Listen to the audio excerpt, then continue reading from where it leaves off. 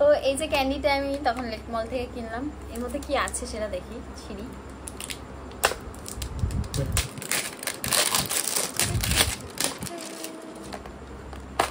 কি করে, আচ্ছা অনেকগুলো ললিপপ আছে।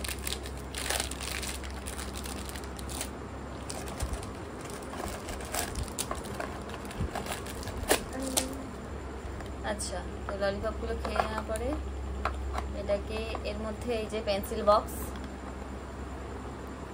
লাগাতেই পারছি না এটাকে,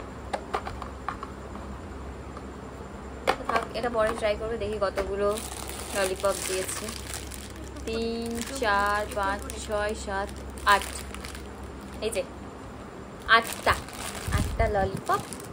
এটা টেস্ট করি।